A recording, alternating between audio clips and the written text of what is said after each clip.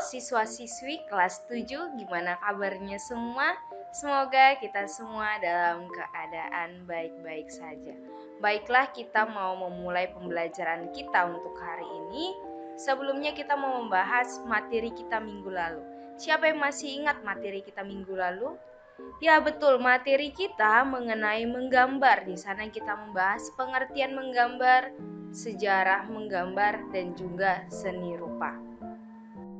Dan materi kita hari ini tentang komposisi alam benda. Tujuan pembelajarannya, siswa dapat mengidentifikasi komposisi alam benda. Dan yang kedua, siswa dapat menjelaskan penggunaan warna pada gambar.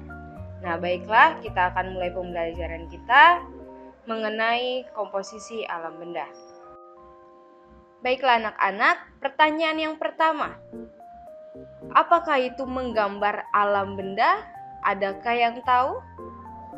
Menggambar alam benda disebut juga menggambar bentuk. Alam benda terdiri atas benda buatan manusia dan benda yang sudah terbentuk dari alam. Nah, contohnya alam benda buatan manusia itu seperti piring, gelas, mangkuk, vas bunga, dan beraneka ragam bentuk lainnya. Sementara alam benda yang terdiri di alam seperti batu, batang kayu, air, dan awan. Masih banyak lagi ya. Nah, ini merupakan contoh hasil gambar karya menggambar alam benda buatan manusia. Di sini ada tempat parfum, Silver Queen, dan buatan alam sendiri ada buah-buahan. Nah, kita ke komposisi. Apakah itu komposisi? Pernah dengar apa itu komposisi? Baiklah, kita membahas pengertiannya.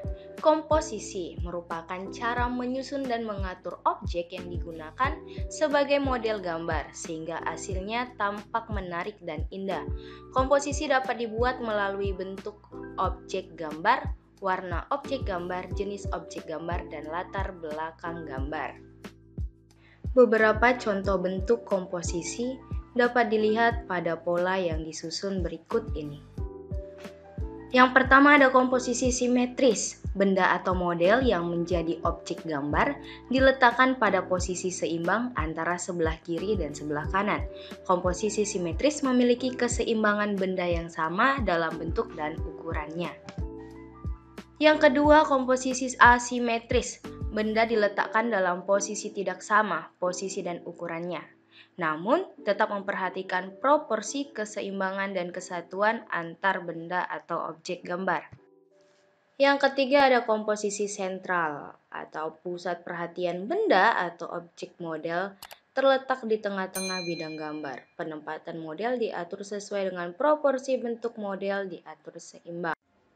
Ini merupakan bentuk contoh simetris dan juga asimetris. Kita bisa lihat perbedaannya. Nah, ini juga simetris, bentuk gambarnya sama kiri kanan, dan asimetris tidak, tetapi tetap seimbang. Nah, pada contoh gambar nyatanya di sini ada simetris dengan asimetris, bisa kita lihat perbedaannya. Nah, kemudian kita membahas keseimbangan. Apa itu keseimbangan? Nah, keseimbangan merupakan salah satu prinsip dari menggambar. Keseimbangan sendiri mempunyai pengertian keselarasan antara bidang gambar, objek gambar, dan gambar yang dihasilkan. Nah, ini ada contohnya. Kita bisa lihat sama-sama antara kiri dan kanan, objek gambar seimbang. Nah, sekarang kita membahas warna. Kenapa warna perlu kita pelajari? Dalam menggambar, kita juga memerlukan warna. Di sini kita mau membahas warna primer itu apa-apa saja, warna sekunder, dan warna tersier. Baiklah, kita bahas warna primer. Di warna primer ada warna merah, kuning, dan juga biru.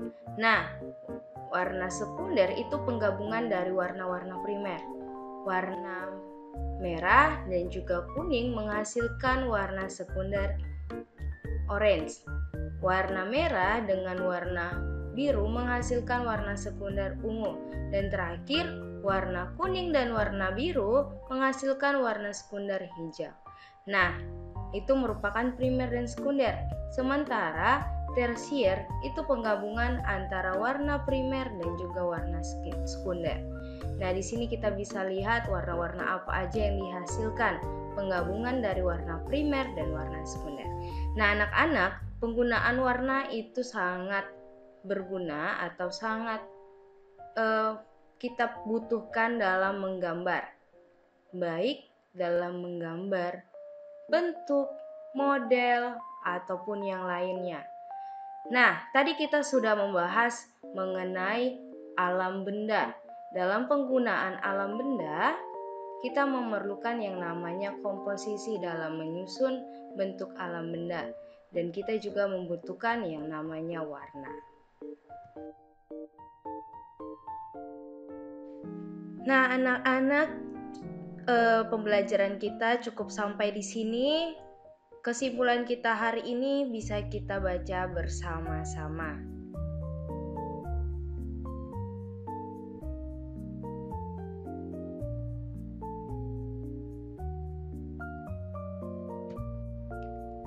Dan ini tugasnya, kerjakan tugasnya dengan bagus dan tepat waktu.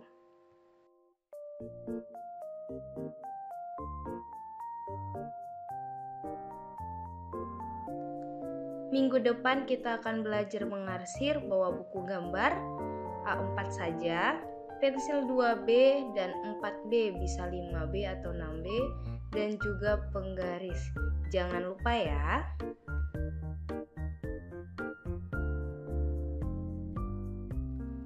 Quotes untuk hari ini, tidak ada rumus kecuali Anda harus berhasil, harus sukses. Kalau kita gagal, kita siap bangkit lagi. Kalau kita patah, kita akan bangkit lagi. Dahlan Iskan. Baiklah, sampai sini pertemuan kita. Sampai jumpa pada seni rupa selanjutnya.